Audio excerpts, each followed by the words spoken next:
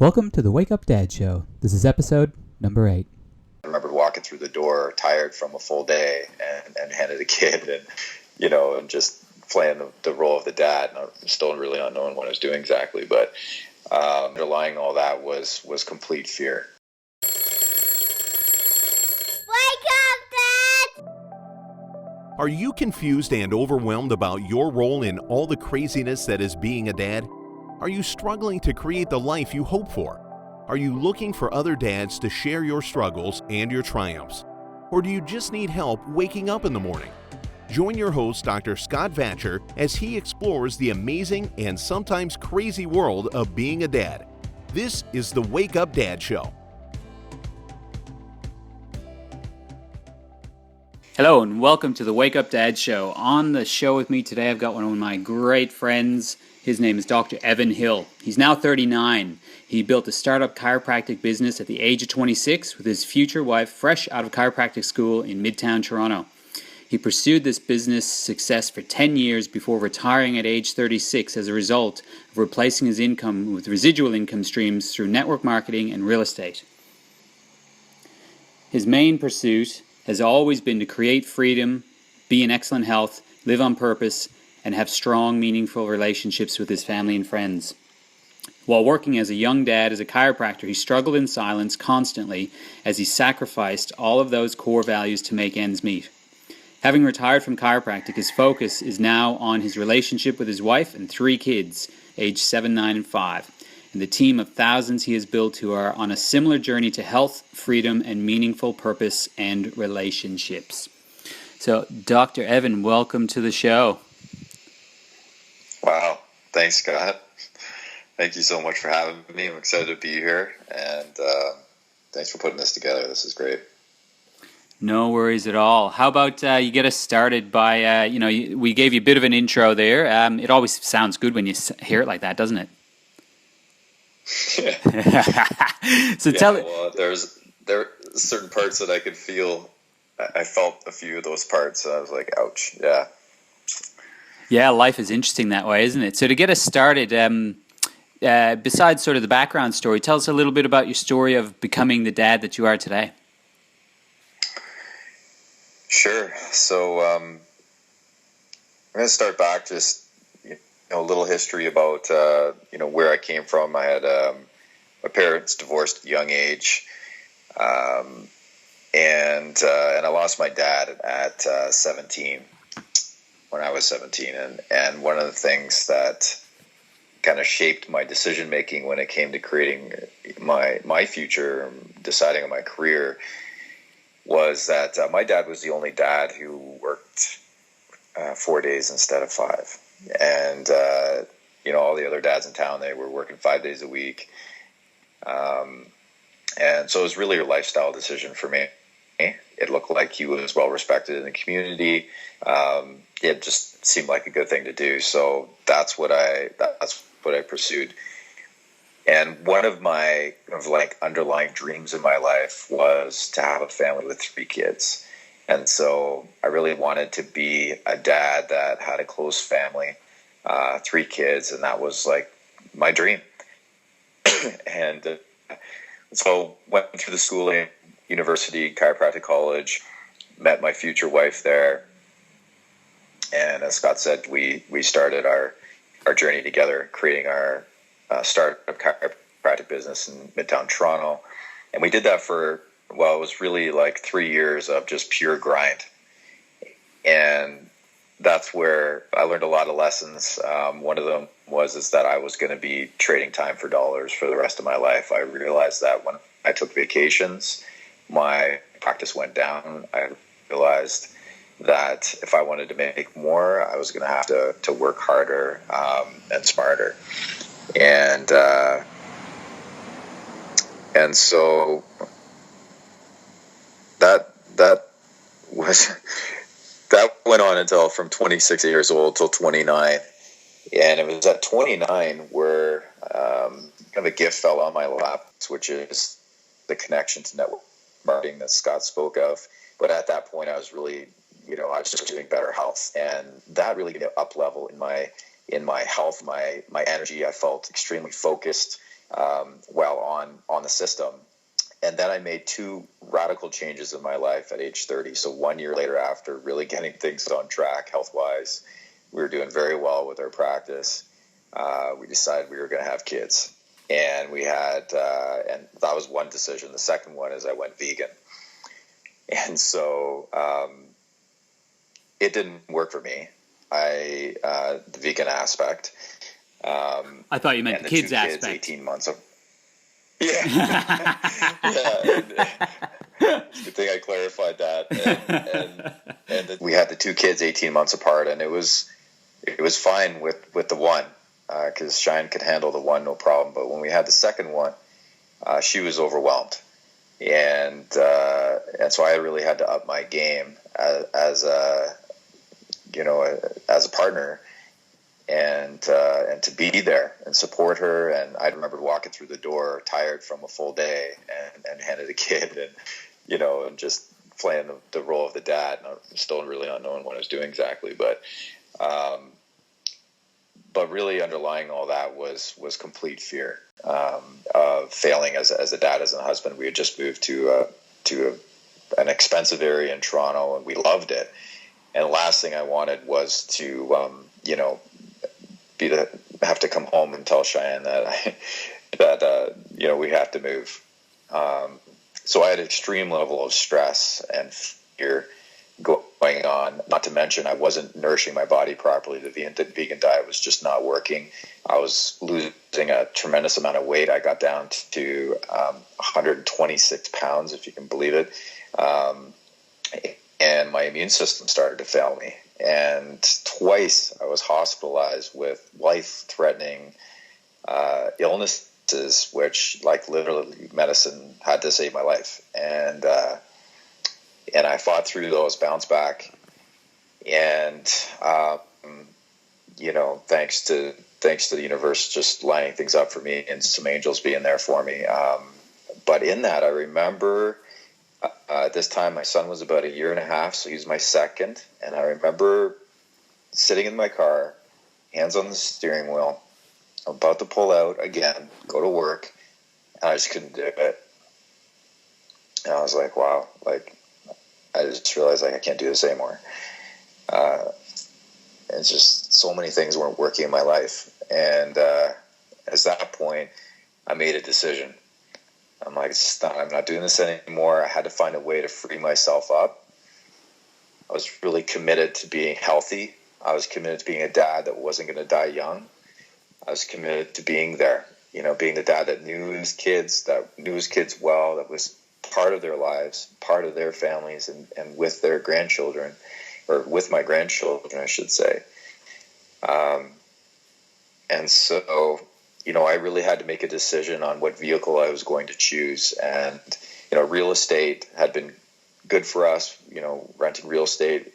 We were creating residual income, but we were completely leveraged out. We couldn't get any more money from the bank. And then there was Isogenics. It was always something that I had shared with people, and I had created an income with it, and it was growing without a lot of effort, but it wasn't ever really 2 feet in with it. I didn't really know how to do it. And so I decided I was going to really step in with both feet and figure it out. And that's what I did. And, and I did that while I was continuing with the properties and with chiropractic. And in 3 years, after I made that decision, we built that income to a point where I could have our third kid, so we could have a nanny this time. And that was great. We had a great experience there. And then eventually that income surpassed my net income as a chiro. And it just happened to be the same time when Cheyenne was ready to get out and do something. So it was cool because she was able to go into the practice and really serve from a place that I wasn't able to serve from. It's just serving through passion, and I was serving through survival. And I was able to come home and really start to build my relationships with my kids, and completely without the distractions that I had before.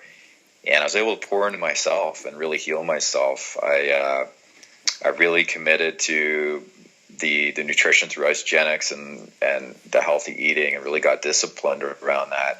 And I built my body up. I I added, from the 126 pounds, I went up 30 pounds from that since that period. And then I actually competed against guys like 15 years younger than me and on stage and in a fitness comp and placed third on that. So that's kind of like bringing me to today where, my kids are now 9, 7, or now actually 9, 8, 5. And we've got an amazing relationship, and I'm able to really invest in my family. That's quite the story, isn't it? Woo!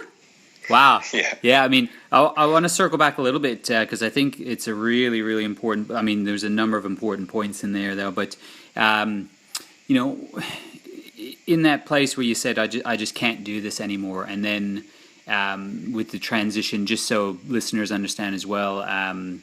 Evan's wife is also a chiropractor, so she was able to transition into the same role. But that when you said to do that from a place of passion versus a place of survival, and I think a lot of dads out there they might be in that position right now. And so, how did you transition out? Like from that story, I got that you made a decision, and that decision then propelled you to be able to go forward to make the change, as opposed to just going, can't do this anymore, I quit today, I'm done. Then you created a plan, and then that plan of attack or plan of action was able to get you to where you are now. But there had to be that transitional period. Is that what I'm getting? Absolutely correct. And I remember calling up the person who sponsored me at Dysogenics, Suzanne Hart, and I said, I'm all in. Tell me what I got to do. This is what I need to create. And she said, okay. And she literally held my hand and walked me through. Yeah, I'm so grateful for her. Like I get emotional just thinking about it, but she, in a way, like I feel like she saved my life because she believed in me enough, and she invested the time in me. And I knew it was going to take time. I wasn't going to make any rash decisions. I had to still, keep the roof over the head and keep my kids fed and that sort of thing. But yeah, definitely it was a thought out process, but the decision was key. So yeah, I mean, and there's another great point. First of all, decision. And then second of all, mentor. How important is that? I mean, to find somebody who's done what you want to do. You don't need to reinvent the wheel. You don't need to be the expert. All you need to do is ask for help. Yep, exactly. And it brings me to what my passion is now is, I see so many dads just like you, Scott. My passion is very in alignment with you. And when, I reached out to you about this, when I saw that you were starting this movement, my passion is really to help dads own their lives physically and financially, and to create that freedom if necessary, so that they can make those choices that can help them really live like a fruitful, fulfilling, and healthy life. And because I just see it so often around me where they're struggling badly, like I was. And that's sort of, it sort of leads in directly to the 5 Ps of dadhood. For you, that transition created a purpose which was aligned with you to create that passion.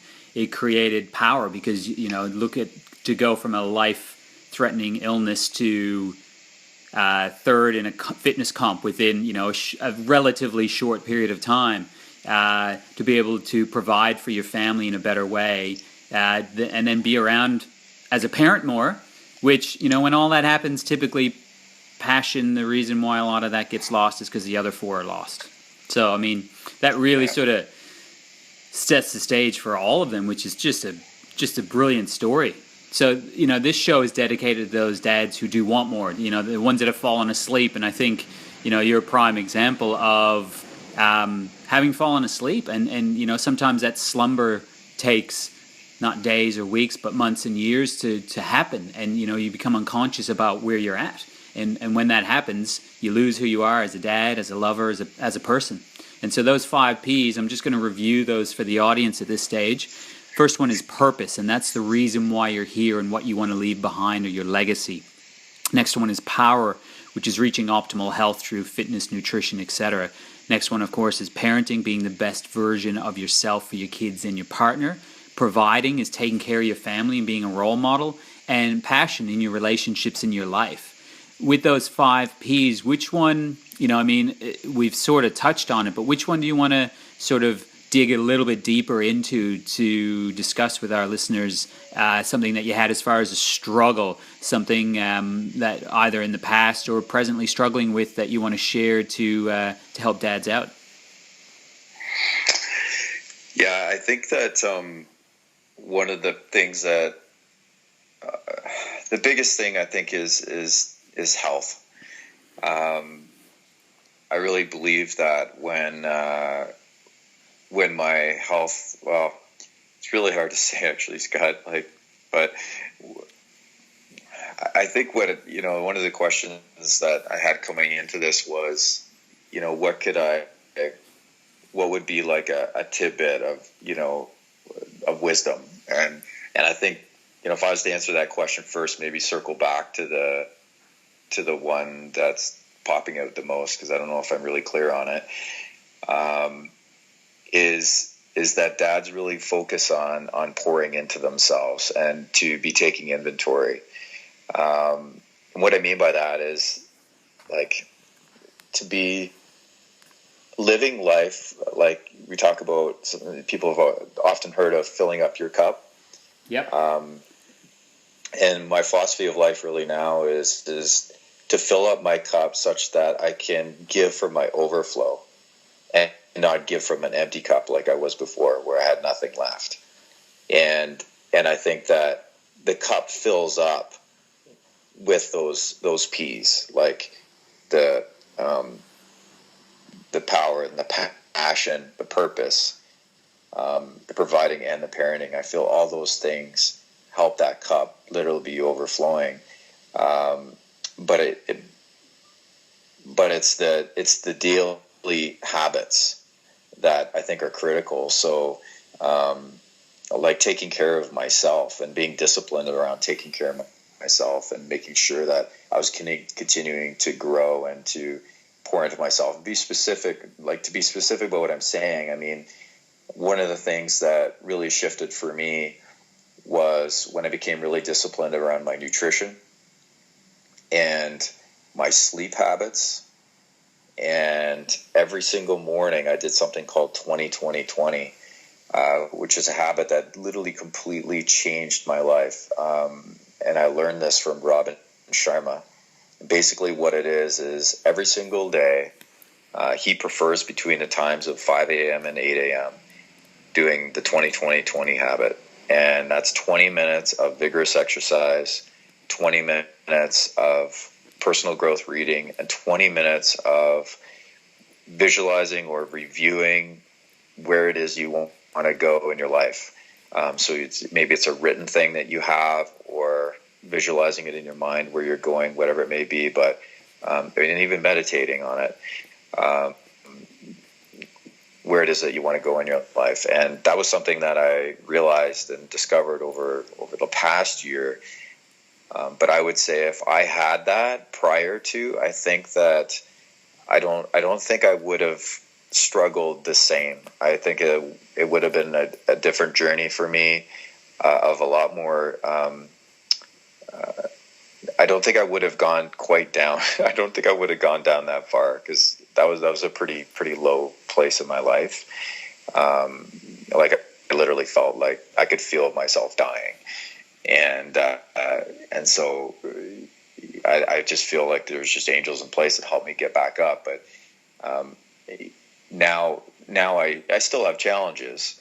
However, these things continuously keep me at a place where I'm feeling very resourceful and strong. And so I'm able to stay on top of my life, even though things are still being thrown at me in all different types of directions. So it's a key habit. I think that's an important thing to circle back on as well, is that idea of, when life is seemingly going well for somebody, you look at those people and you go, oh, they're so lucky, nothing bad happens to them or whatever. And it's just not true. every person has their own struggles. It's how you deal with those struggles that's the most important part. And having that consistent routine, I think, is absolutely vital. I think that's something that we're going to hear over and over again on the show.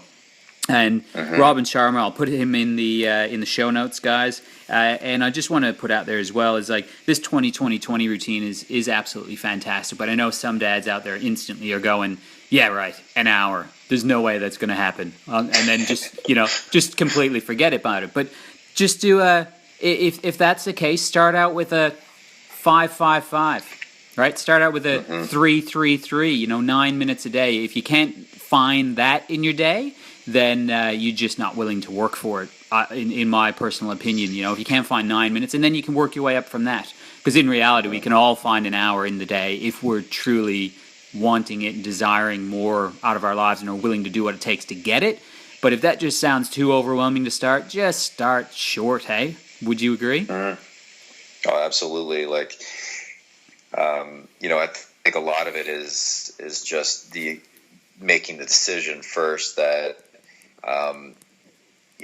Robin Sharma really positioned it in a way that created value for me, by saying that the people that had created the most success that he knew of had a routine that included these things. And when he said success, he wasn't talking financial success. As we know, like there's so many different arenas of success. But as he was talking about overall success in their life, they had these things. And I'm like, okay, I'm all about creating success in my life. I've done enough of the other stuff. So I'm really wanting to create success. So I was all in. I'm like, I'm doing the 20-20-20. I was up. I didn't do 5 a.m. I did 6 a.m. And this was with young kids. Like I started it last year. So I had at the time I had 8, 6, and 4. So still super busy time. But it set up my day, and doing that. I remember the difference between before I did it and when I got going with it, and it was like I was on fire. And I still feel people are, still come up to me and like, man, you were on fire. Like you look like you're on purpose. And I just feel very focused on focused and alive and creative and new ideas flowing through my brain all the time. And it's just a wonderful experience to be pouring into myself every day. But yeah, as Scott said, starting small, that, flexes the muscle, and pretty soon you start to enjoy it, and you don't want to miss it. Like, it's like you do it long enough and you actually don't feel well when you miss it. It isn't, as Robin Sharma says, how does he say it? It's hard at the beginning, messy in the middle, and beautiful. And it becomes beautiful. And it definitely will go through the experience of it being hard at first, messy in the middle, and then it gets beautiful. And when it's beautiful, like, you don't want to miss it. And that's where I'm at now. But definitely went through those. So, it's just a matter of just starting and just knowing it's not going to be totally perfect. Consistently every day, and you're amazed what books you get through. And I mean, I've never read some books in my entire life as I have in the last year. So it's phenomenal. Yeah, done beats perfect every time, hey? So circling back on a little bit of being a dad, give us a lesson that you've learned. One of the biggest things that you've learned from being a dad. Yeah, so the biggest thing I've learned from being a dad is to really fill up my cup and to exercise discipline in doing so. And I think that's probably the rarest thing nowadays is discipline. There's so many distractions, and a lot of people believe they're disciplined, but if you were to take away somebody's job, and because that creates a lot of structure for people, then I think the real true colors of discipline really shows through. And that's what happened for me when I came home and retired from chiropractic. I thought I was disciplined, but when I didn't have to get up and get myself ready and go to work, it was like, it was a gong show. It was like, felt like I was back in university again. And so I just, it was a real slap in the face. I had like pretty much zero self-discipline around a lot of the habits necessary. And so, I think for dads, I think it's taking one step at a time to create habits that they've got some discipline around, that they're doing on a regular basis, that really makes them feel good, and helps them create that feeling of well-being and happiness and health. And because really truly, like the kids, yes, it's great, like it's wonderful, and they fill me up with joy and that sort of thing, but it's different now than it was before, because they were wonderful back when I was stressed and all that too, but I couldn't really be present to it. I was so stressed and so in my head about making ends meet and so on, that I wasn't present. So it's like missing out on all that. And I think that the investment into ourselves allows us to really capture the fruit of being a dad, and being able to be present with our kids, and really being able to listen to them, and really being able to read between the lines as to what they're saying, and being able to offer them our energy and our time. Yeah, and that's absolutely a awesome point, Ev. That's a really great take home for dads. Now, us dads, we absolutely love gadgets, don't we? Things, little things. So what app or book or gadget or audiobook or game or exercise routine or author or something are you loving right now that you could pass on to the dads to, just give them something to look for?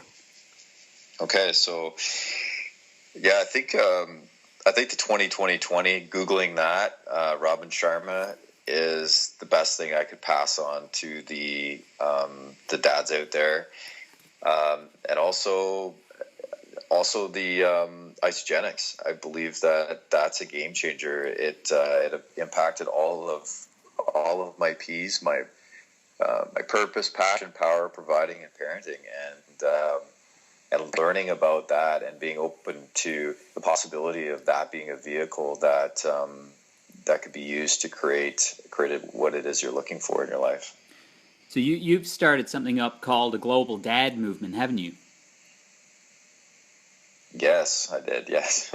So just give us like a quick rundown of that, and then let people know like what's the best way to get in touch with you, so that they want to learn more about this movement or about Isogenics, or have any questions for you.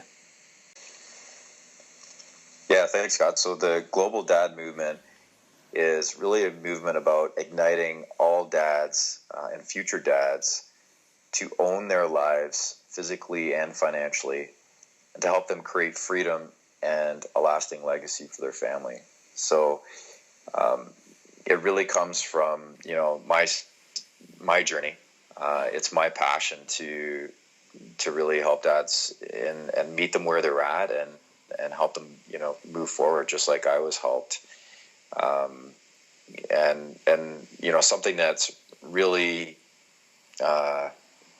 driving me is the economic status of Toronto in particular. That's because of where I live.